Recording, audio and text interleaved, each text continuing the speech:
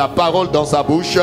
Au nom puissant de Jésus, notre Seigneur et Sauveur, que nous avons ici prié avec action de grâce. Amen. Amen, amen. Nous acclamons le Seigneur pour la parole de Dieu. Et nous avons le privilège, le département des hommes a disposé pour nous un homme merveilleux. Amen. Amen. Pour nous apporter la parole ce midi, j'invite le diacre Simon Siala et nous acclamons le Seigneur pour lui donner le micro. Amen. Amen. Bonjour bien-aimés. Avant de pouvoir commencer, je voudrais tout d'abord remercier le pasteur et l'équipe pastorale de m'avoir accordé ce privilège ce matin de pouvoir me tenir devant vous.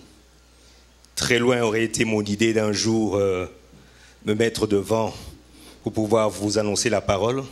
Ma place, elle est au coin là-bas et je l'aime beaucoup cette place. Alors,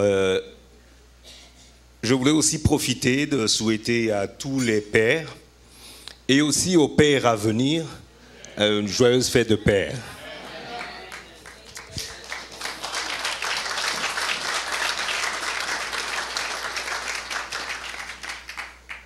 Alors, ne me regardez pas trop avec vos yeux d'intimidation. Hein. Je vais essayer aujourd'hui de jouer le rôle du pasteur et j'espère que ça passera. Ok. Alors, le Seigneur m'a mis à cœur ce matin de vous parler de sa part.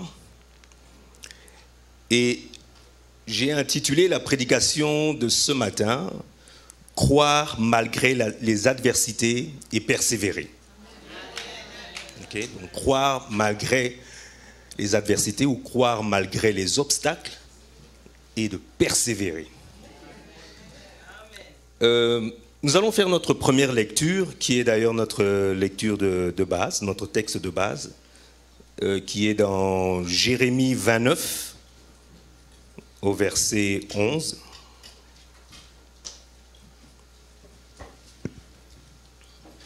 Jérémie 29, au verset 11.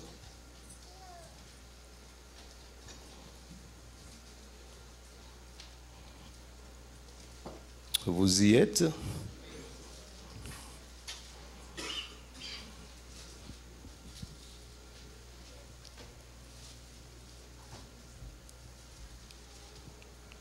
Okay. J'entends encore des feuilles tourner, donc certains sont encore à la recherche, donc je suis patient. Et voilà, ma patience est terminée.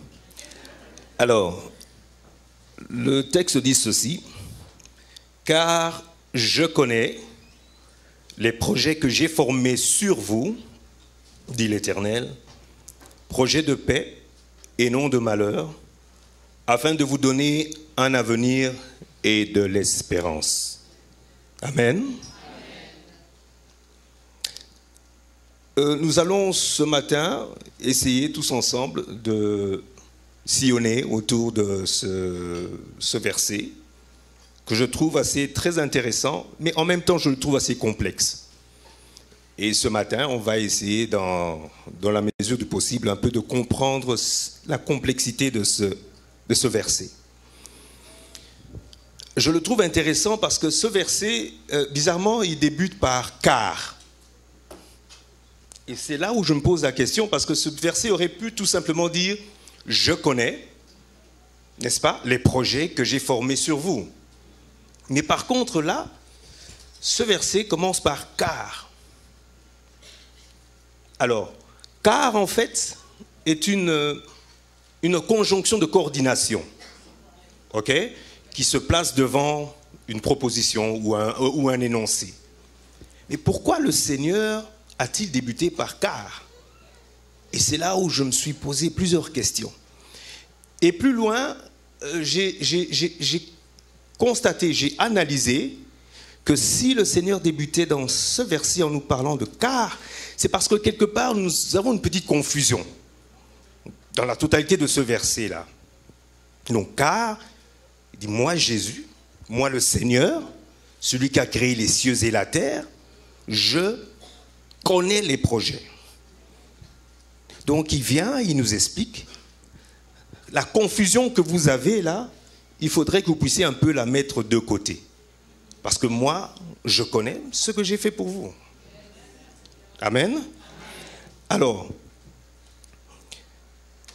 non seulement cela, mais je voudrais aussi qu'on comprenne, parce qu'il parle des projets.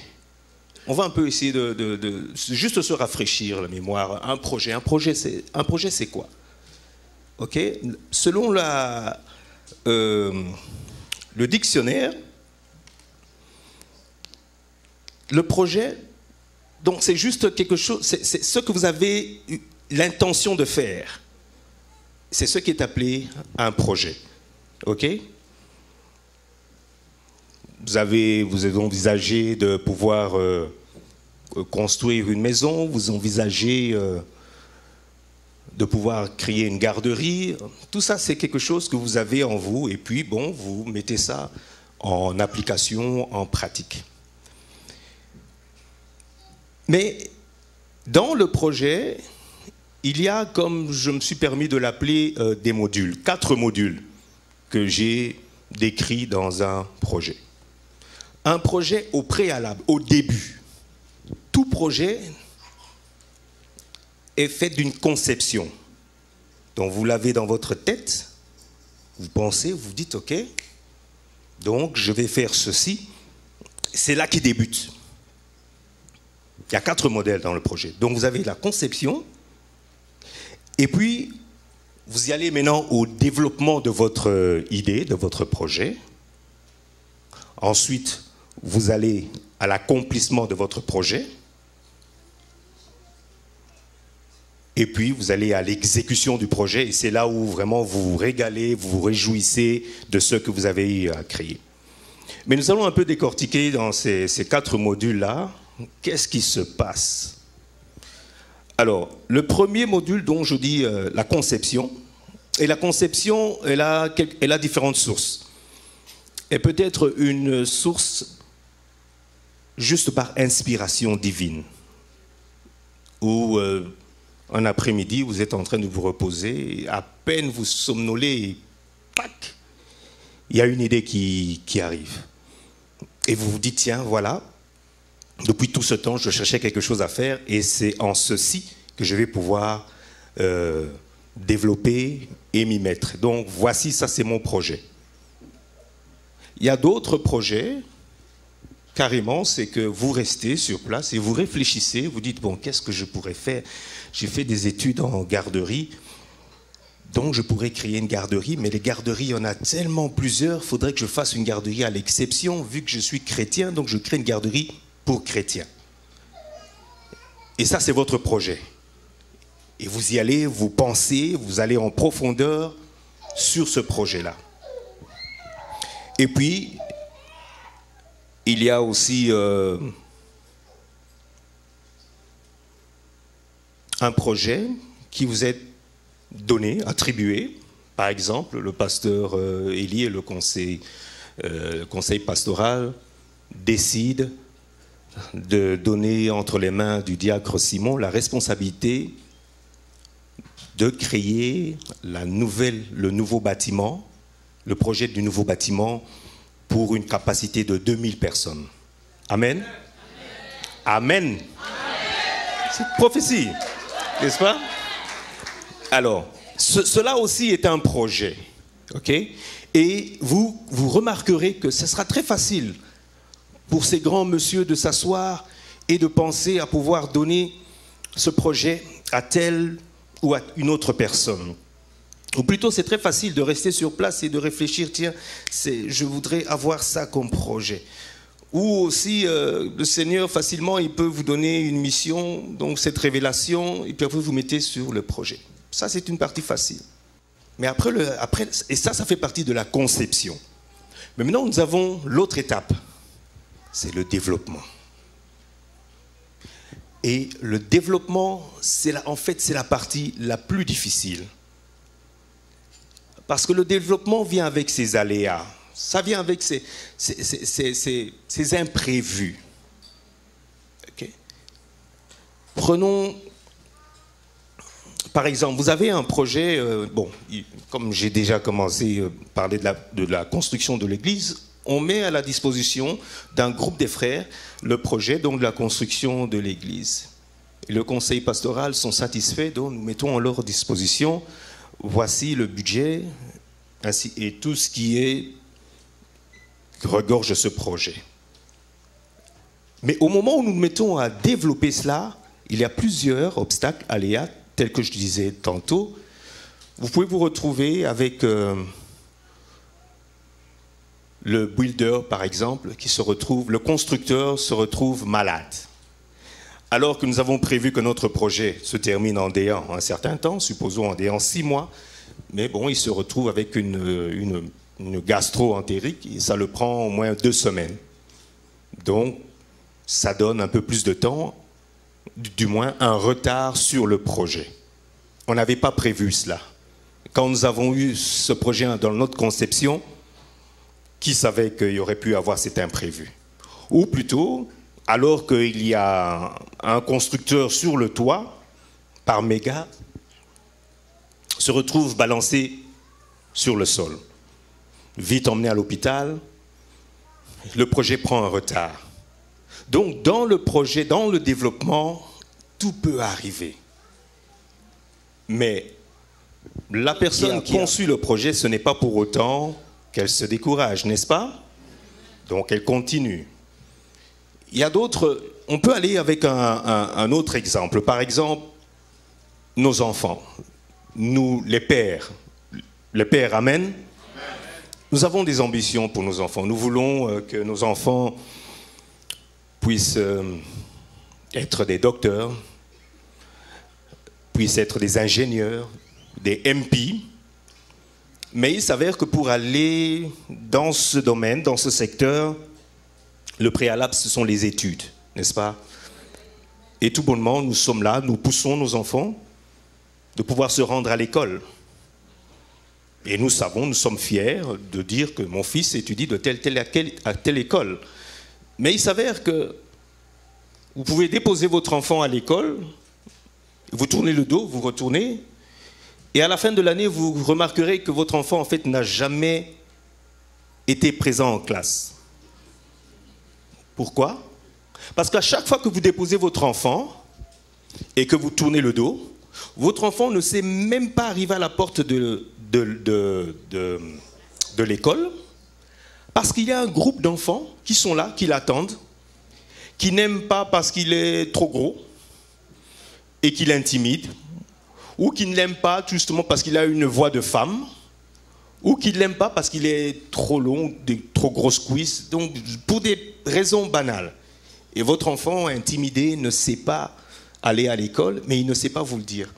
Et tout ça, ce sont des obstacles, alors que vous envisagez que votre fils puisse aller aux études, surtout que c'est un enfant intelligent, et vous êtes persuadé qu'à la fin de l'année, il y aura un résultat excellent. Et malheureusement, on vous raconte qu'il n'a pas réussi parce qu'il ne va pas à l'école.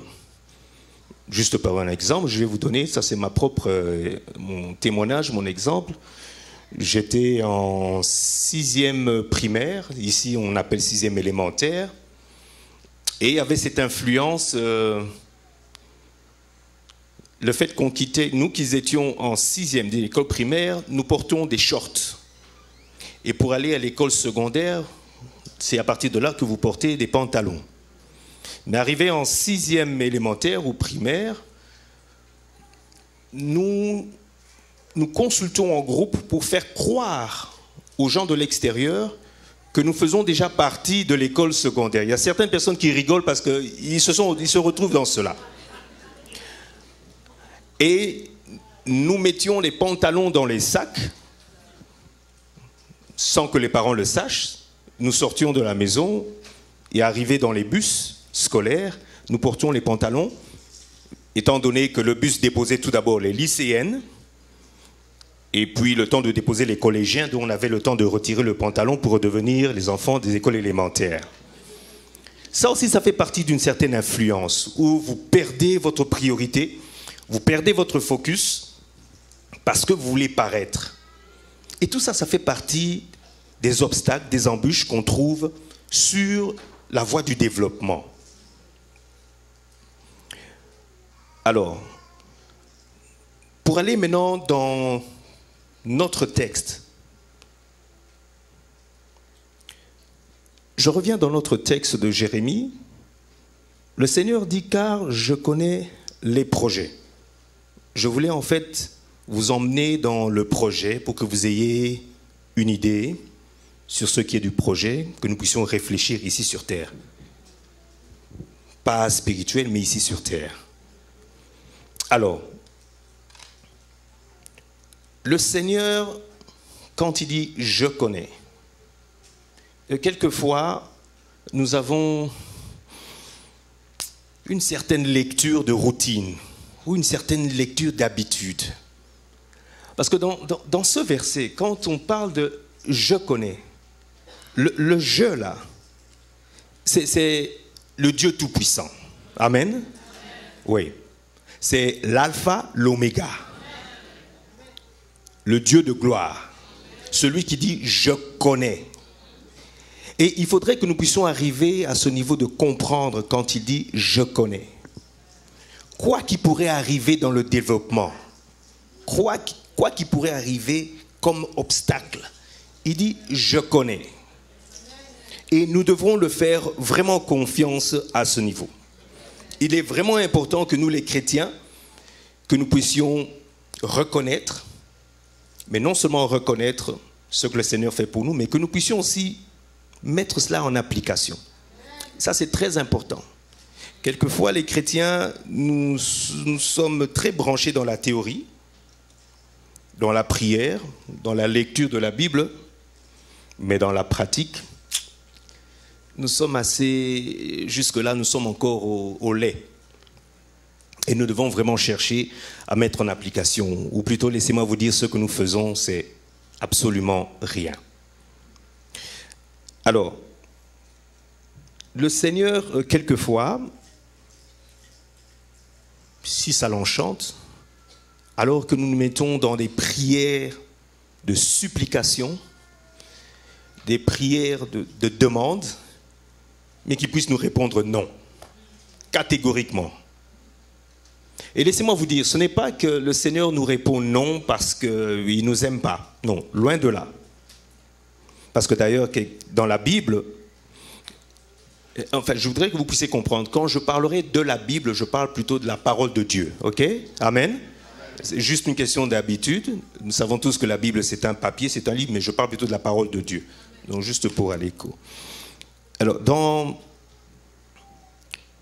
la Bible, le Seigneur, il nous dit, enfin, nous avons dans la Bible que la bénédiction de l'Éternel, elle enrichit. Et elle fait se suivre d'aucun chagrin. Et c'est à partir de là que j'ai compris que quand bien même le Seigneur dit non, c'est pour notre bien. Il sait pourquoi il le dit. C'est ainsi que nous devons comprendre que lui fait sa part et que nous devons faire la nôtre. Amen.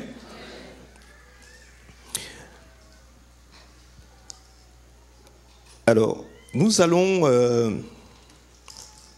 je vais vous donner des exemples. Nous allons dans notre première lecture de Luc 1, de Luc 1, du verset 30 à 33. La Bible dit ceci.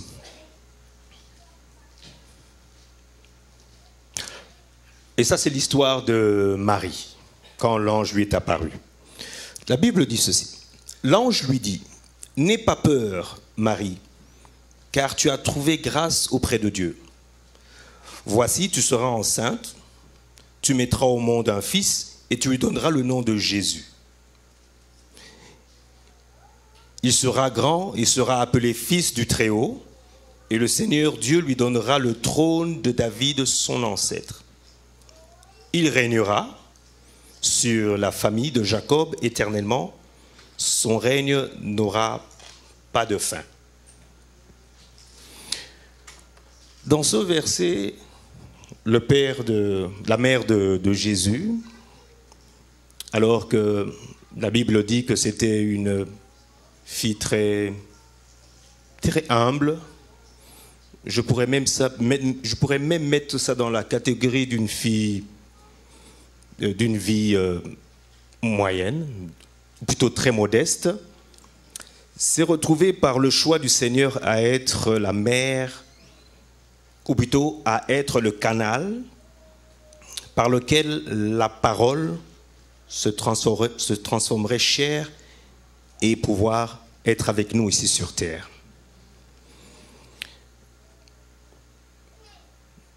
Dans ce verset, l'apparition divine de l'ange Gabriel auprès de Marie,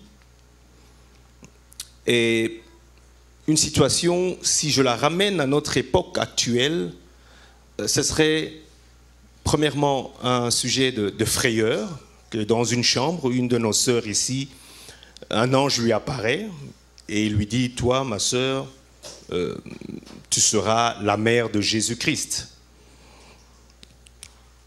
Et qui régnera sur cette terre. Ça serait assez effrayant. Mais Marie a compris cela et que c'était une grâce. Comme vous le savez, avoir une grâce de la part du Seigneur, c'est avoir une bénédiction. Et elle s'est réjouie qu'elle a vu, qu'elle a entendu le messager du Seigneur qui est venu lui parler. C'est un privilège énorme. Mais juste après ça, dans cette histoire, alors que Marie a eu la grâce du Seigneur,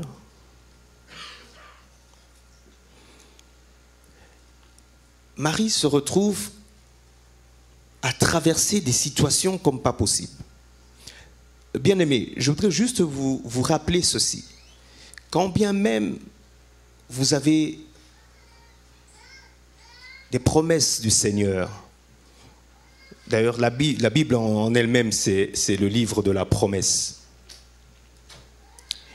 et que vous traversez des situations difficiles, ne lâchez pas. Amen. N'abandonnez pas. Marie, alors qu'elle a eu cette bénédiction, la présence de Jésus qui vient, enfin la présence de l'ange qui vient lui annoncer qu'elle sera la mère de Jésus, elle se retrouve devant une situation et que je pourrais appeler un obstacle. L'ange lui dit, bon, le Saint-Esprit va te couvrir et puis tu vas te retrouver enceinte. Marie se retrouve enceinte. Alors, réfléchissez avec moi un peu. Marie, elle est fiancée, elle est enceinte. Elle doit aller annoncer à son fiancé que non, mon fiancé, je suis enceinte. Revenez un peu sur terre, ici sur terre. Ne réfléchissez pas spirituellement. Revenons sur terre. Vous avez votre fiancé, ou plutôt, bon, peut-être pas les mamans, les pères, les hommes. Nous avons une fiancée et elle vient vers vous. Elle dit que non, voilà, j'ai eu la visite du Saint-Esprit. Un ange m'a dit, voilà, maintenant je suis enceinte. Alors, selon moi, Marie devrait, vu que c'est l'ange qui est venu, l'envoyé du Seigneur qui est venu le lui annoncer, elle devrait se dire que tout ira bien, que tout sera, ça va couler comme de l'eau. Alors elle arrive chez Joseph et lui dit non, voilà Joseph, je suis enceinte. Joseph qui dit enceinte, alors qu'il se gardait pour pouvoir se découvrir que le jour du mariage. Donc c'est une grande question en Joseph. Il dit enceinte de où, comment, de qui, et toutes les questions lui est passées par la tête. Et Marie essaye de l'expliquer que non, c'est le Saint-Esprit, j'ai eu la visite du Saint-Esprit et tout ce qui s'ensuit. Je peux imaginer sur le tas Joseph. Il peut tirer une colère terrible. Parce qu'il devrait penser tout d'abord, allô Toronto, on va parler de sa femme, et de deux, sa femme l'a trompé. C'est clair et net, parce que Joseph n'a jamais eu la visite d'un ange. pour imaginer qu'il pourrait exister une situation telle que sa fiancée est en train de traverser. Donc, le premier obstacle pour Marie, alors qu'elle a eu la visite de l'ange, synonyme de bénédiction, elle fait face au premier obstacle, son mari fâché. En tout cas, bon, ça c'est selon moi. Mais logiquement parlant, je ne vois pas qui va sourire, va dire « tu es enceinte » et tout ça. Non, c'est fâché. Marie en soi, subjuguée, qu'elle puisse faire face déjà, après sa bénédiction, à un obstacle de cette hauteur. Et Joseph est tellement attristé dans son grand regret. La Bible ne dit pas que c'était un nerveux comme Pierre, mais il s'est dit, bon, tu sais quoi, Marie, la chose à faire ici, c'est moi et toi. Non, on arrête. Je comprends que j'ai fait le mauvais choix, donc moi et toi, nous pouvons nous séparer. Et je suis sûr aussi que ça a attristé Marie. Mais Dieu, étant fidèle, n'abandonne jamais ses enfants, alors que Joseph allait se reposer et il reçoit cette révélation. Le Seigneur réenvoie l'ange Gabriel, dit, va lui dire qu'il soit calme, c'est moi. Et c'est là que Joseph a pu comprendre. Et les choses se sont calmées. Marie s'est dit, ok, bon, en tout cas, là, ça s'est calmé. Donc là, maintenant, c'est reparti. Mais Joseph pensera à un certain moment, il se dit, bon, je suis père, comme nous les pères aujourd'hui, je comprends cette situation. J'ai eu la révélation aussi, l'ange est venu me visiter, mais je préfère, pour éviter les choses, que tu puisses t'éloigner. Parce que, selon la loi juive à l'époque, une femme attrapée dans l'adultère devrait être lapidée. Ok?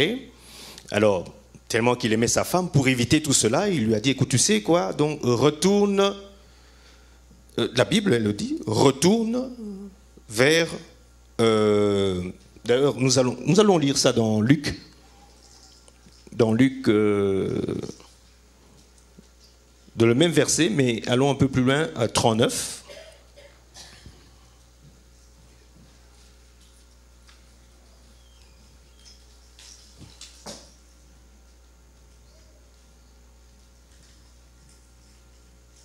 Ok.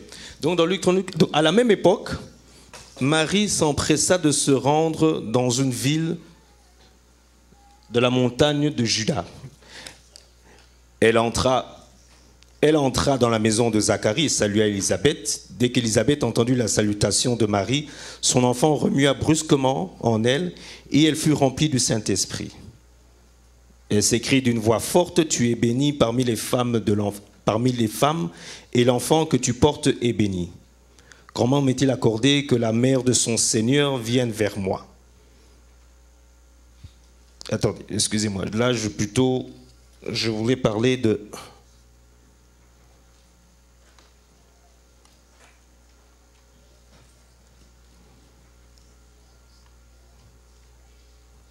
En tout cas, je retrouverai le passage en question. Mais ce qui s'est passé, c'est que Joseph a jugé bon de pouvoir éloigner Marie. Et Marie est allée dans la ville de Judée pour pouvoir se cacher. Quand je dis se cacher, pourquoi je dis se cacher? Parce que vous remarquerez dans la Bible quelque part que Élisabeth, alors qu'elle avait eu aussi la révélation divine, elle qui fut stérile dans sa vieillesse, qu'elle allait avoir des enfants, qu'elle allait avoir un enfant, elle est allée se cacher 5 mois. Donc quand je réfléchis, je me regarde, bon, en Judée, ils ont la tactique de se cacher quand une femme est enceinte. Donc là, c'est la ville de Juda, c'était la ville origine de Joseph. Donc Joseph s'est dit, bon, va en Juda, dans la ville de Juda, tiens-toi un peu à l'écart, Et comme ça, tu pourras revenir. Selon moi, les gens pourront comprendre que vu qu'il a été absent, donc tout aurait pu se passer. Ils auraient pu se marier, ils auraient pu... Mais bref, en tout cas, ils auraient pu éliminer tout soupçon. Donc Marie est allée pour 3 mois dans ce pays, dans la ville. Et donc, cela aussi est considéré comme un obstacle pour Marie, parce qu'elle a dû, au lieu de rester là où elle était, alors que son mari a accepté, donc elle s'est retrouvée obligée de pouvoir encore s'éloigner. Alors, il y a un autre... Alors qu'après 3 mois, ils reviennent sur place, quand Marie... Non, il arrive que Joseph devrait repartir dans sa ville pour pouvoir faire le recensement. Mais arrivé sur la ville en question, Marie a eu son mal de pouvoir enfanter, et donc vous connaissez l'histoire, elle est allée dans la crèche et tout ce qui s'ensuit. Mais Hérode, le roi de l'époque, aurait appris qu'il y aurait un nouveau roi aussi qui allait être né. Et alors qu'il y avait des rois mages qui étaient en train de passer pour aller adorer ce nouveau Dieu, Hérode, le roi, a demandé à les rois mages de pouvoir lui revenir et lui dire où sera ce roi. Mais les rois mages ne sont pas revenus vers Hérode, et Hérode a pu constater que le roi en question demeurait en vie. Alors bon, il a lancé un décret comme quoi qu'on puisse tuer tous les enfants de cet âge-là. Donc un autre obstacle. Donc Marie se retrouve avec Joseph, fuir en exil, devenir des réfugiés en Égypte. Mais pour finir, Joseph devrait se poser une question.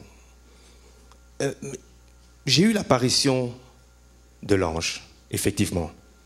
Ma fiancée a eu l'apparition de l'ange. Mais pour finir, est-ce que cette fiancée n'est pas un porte-malheur pour moi? Amen. Il y a lieu de poser plusieurs questions. Alors qu'ils se souviennent tous qu'au début, il y a eu la promesse de Dieu. Et ils se retrouvent obstacle sur obstacle. Alors qu'ils vont en refuge et qu'ils apprennent la mort d'Hérode, Joseph se dit, ok, voilà le moment où la bénédiction va débuter, donc retournons. Mais à peine il dort, il reçoit une autre révélation. Ne pars pas, il y a un danger. Donc il y a un obstacle. Les choses continuent à être difficiles. Et tout ça, nous ne sommes que dans le développement du projet. Nous allons dans une autre lecture. Allons dans Genèse 37.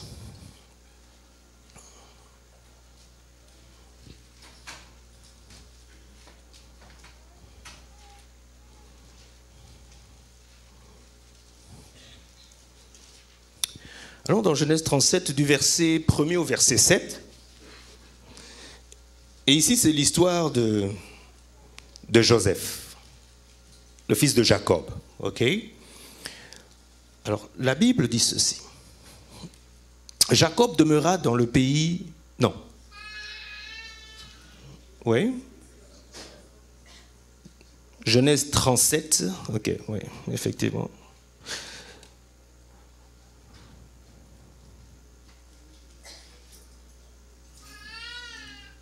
37.1. Parfait. Alors, Jacob demeura dans le pays de Canaan, où avait séjourné son père. Voici la postérité de Jacob. Joseph, âgé de 17 ans, faisait paître le troupeau avec ses frères. Cet enfant était auprès des fils de Bila et des filles de Zilpa, femme de son père. Et Joseph rapportait à leur père leurs mauvais propos. Le prochain. Israël aimait Joseph plus que tous ses autres fils parce qu'il avait eu dans sa vieillesse. Et il lui fit une tunique de plusieurs couleurs. Ses frères virent que leur père l'aimait plus que tous, et ils le prirent en haine. Donc ils le détestèrent.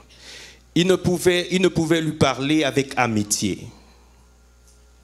Joseph eut un songe et il raconta à ses frères qui le haïrent encore davantage. 6, il leur dit, écoutez donc ce songe que j'ai eu.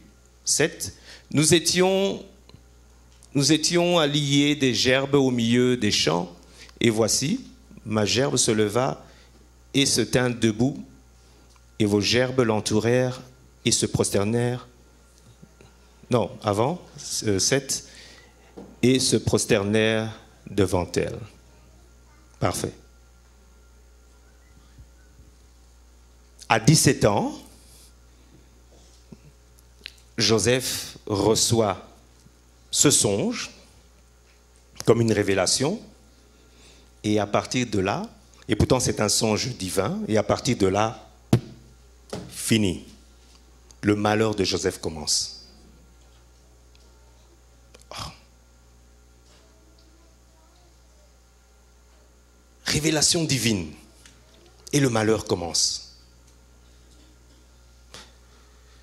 Il se retrouve à faire face devant des obstacles. Si on repart au verset, on met plutôt le suivant, le verset 8.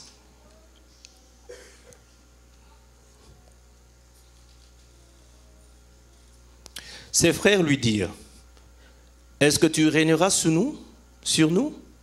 Est-ce que tu nous gouverneras ?» Et ils le haïrent encore davantage à cause de ses songes et à cause de ses paroles. Tout bonnement, en tant que frère de ses frères, il a partagé avec eux ce qu'il a eu comme révélation, pensant qu'il aurait pu avoir leur appui, mais loin de là. C'était plutôt, il s'attirait de la foudre sur lui. Joseph a probablement aussi posé la question, mais je pensais que c'était une révélation divine, que ça allait enchanter mes frères. Mais qu'est-ce qui se passe que je me retrouve à être haï par mes frères? Mais nous ne stopperons pas là. Nous allons plus loin et il retrouve une autre adversité. Alors que les parents de Joseph lui disent, écoute, le père de Jacob, dont le père de Joseph lui dit, écoute, va voir un peu tes frères qui sont allés depuis un certain temps, va voir comment ils se portent et puis emmène-leur quelques petits biens. Alors qu'il allait vers ses frères, ces derniers étaient en train de comploter contre lui, en lui disant, écoute, en disant entre frères, nous allons le prendre, nous allons le vendre. Bref, ils l'ont pris, ils l'ont vendu. Deuxième obstacle. Donc Joseph, en lui-même, se posait les questions. Mais comment je me retrouve encore dans cet état? Deuxième obstacle. Troisième obstacle, alors que les choses paraissaient donner, les choses paraissaient fonctionner, vu qu'il est arrivé dans la maison de Potiphar, je vous épargne les détails, le temps est en train d'avancer, mais il se retrouve la femme de Potiphar qui se met à le charmer. Alors qu'il a refusé les avances que cette femme lui faisait, ça lui a coûté l'incarcération, ça lui a coûté tous les malheurs du monde.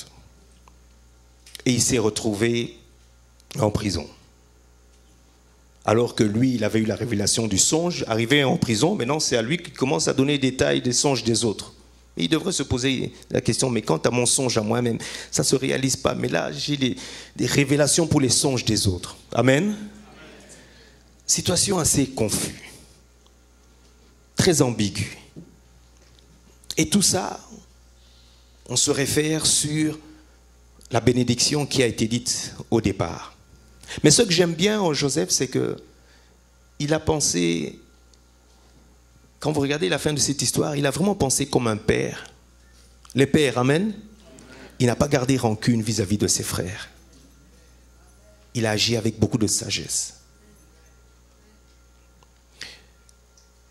Et puis, il y a un autre personnage de la Bible pour qui nous, les pères, c'est un exemple pour nous. Il s'agit d'Abraham. Abraham le père.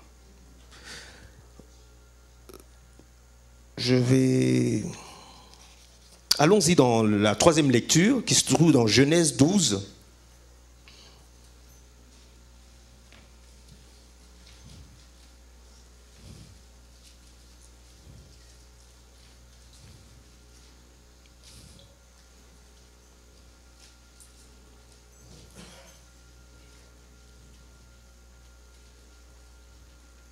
Donc Genèse 12, du verset 1 à 3.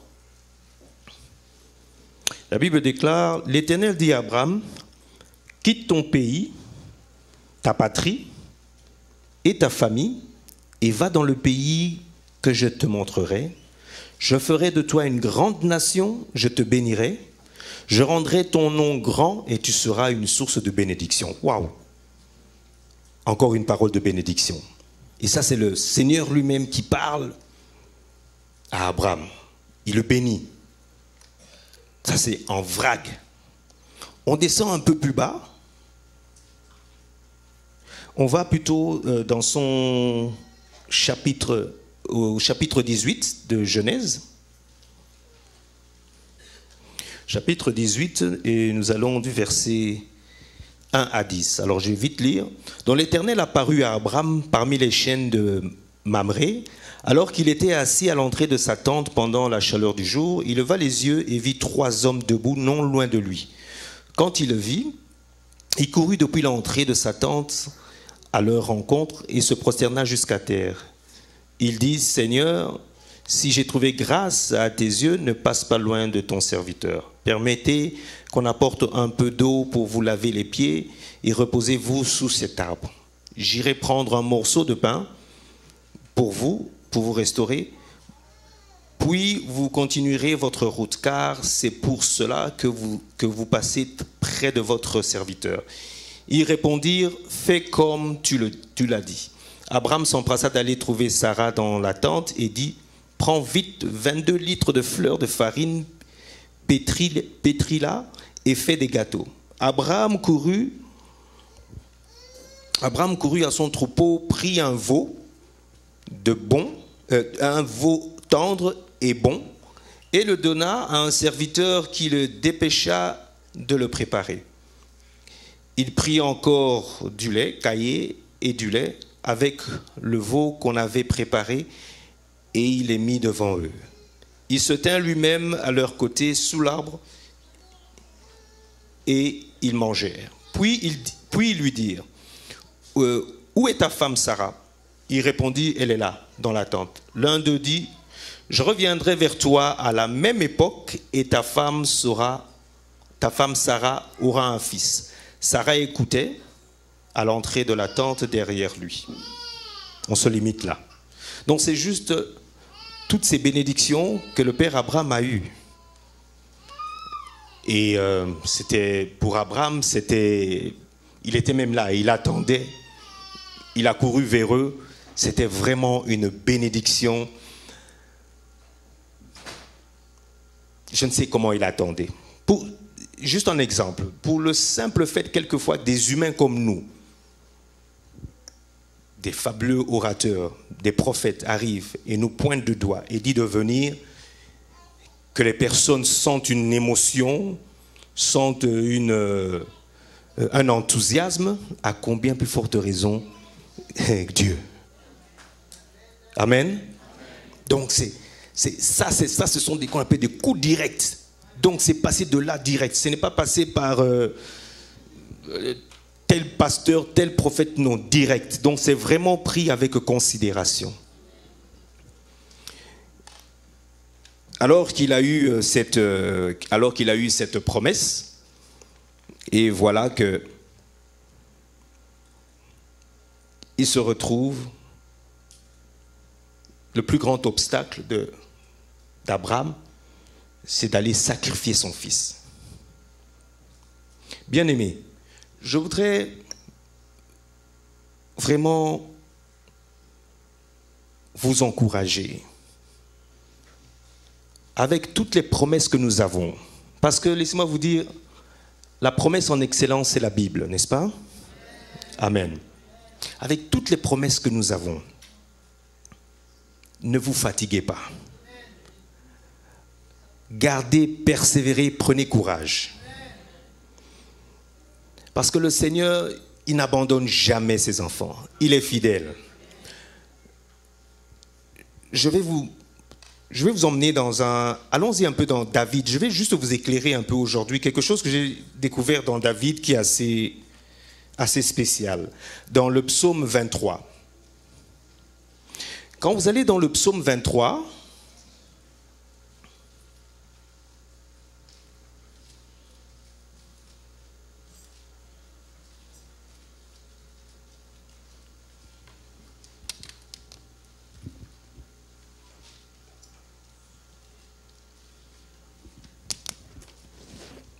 vous y êtes? Ok, quand nous allons dans le psaume 23 dit ceci, et remarquez ça très bien. L'Éternel est mon berger, je ne manquerai de rien.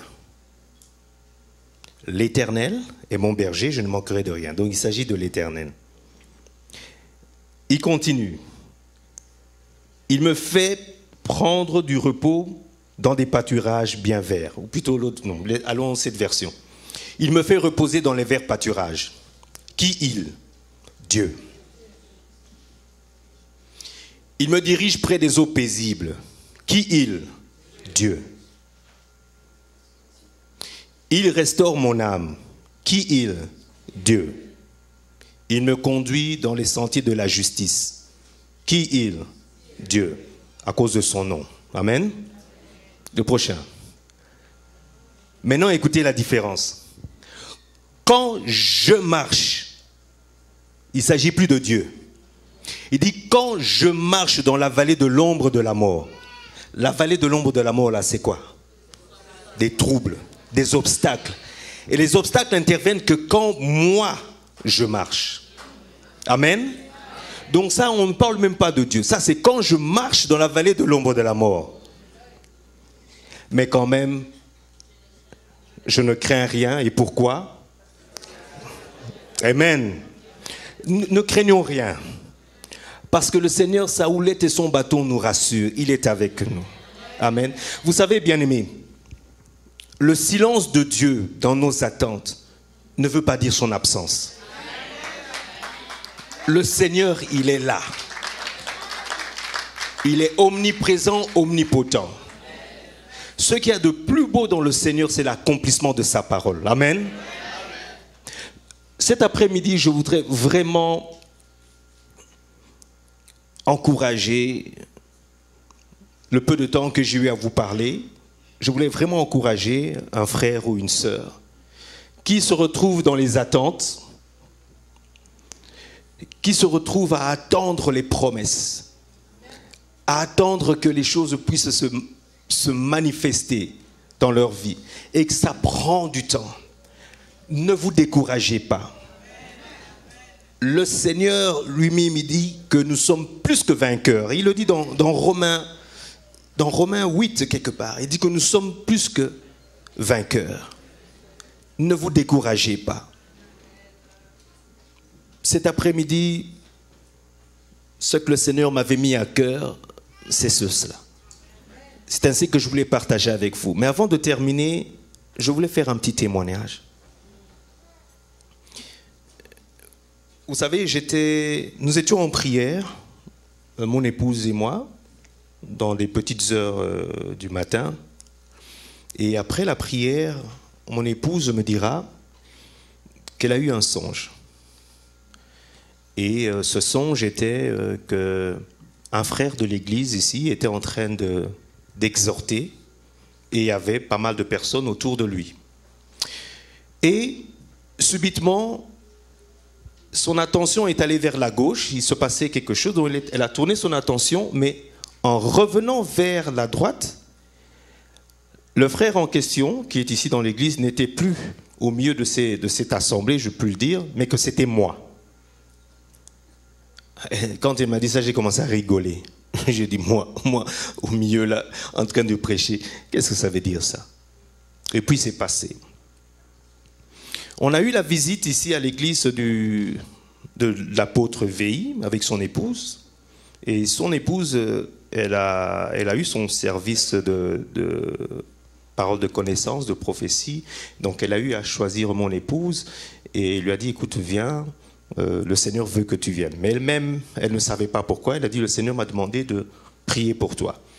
Et quelques jours plus tard, elle a envoyé un message par une sœur de cette église lui demandant de faire signe à mon épouse de pouvoir la rencontrer. Ils se sont rencontrés et j'étais là. ils ont passé un moment de prière ensemble. Et puis, il m'a demandé de venir. J'étais dans mon coin avec l'apôtre Veille en train de parler. Et il a demandé que je puisse les rejoindre. Et on s'est mis à prier, donc l'apôtre Veille, son épouse, mon épouse et moi. Et à la fin de la prière, la prophétesse dira, tiens, alors que j'étais en train de prier, j'ai vu papa avec une Bible ouverte en train de prêcher. Alors moi, j'ai fait un peu comme Sarah, j'ai dit... Et puis, on est rentré à la maison et mon épouse qui me dit, mais tiens, tu te souviens du songe que j'avais fait? Et puis après, je dis, quel songe? Et puis je dis, ah oui, oui, je me souviens. Elle dit, mais regarde ce qu'on t'a dit. J'ai dit, oh, ah bon, ok. Et puis, nous étions ici, le responsable du comité des hommes, qui insiste à me voir. Il dit, je dois te voir, je dois te voir. Je me dis, bon, je l'appelle MP. Je dis, mais le MP, qu'est-ce qu'il veut encore? Il dit, je dois te voir. Alors qu'on était en train de faire des contributions pour le malheur que nous avons eu ici. Et je viens directement, avant même qu'il me demande, je dis, voici ma contribution. Paf. Il dit, non, non. En dehors de ça, je dois te voir. Je dis, ok, j'attends un peu. Et puis après, il va avec moi. Il dit, écoute, nous nous sommes réunis dans le comité des papas. Et c'est toi qui vas prêcher le jour de la fête des parents.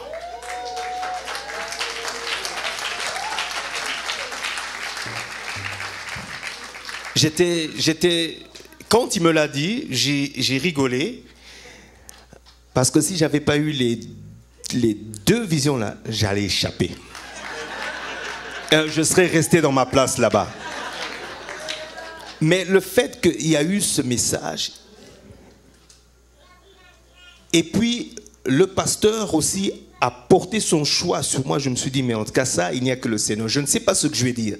Peut-être je vais passer devant. Je vais raconter du n'importe quoi. Mais ça va toucher une personne. Amen.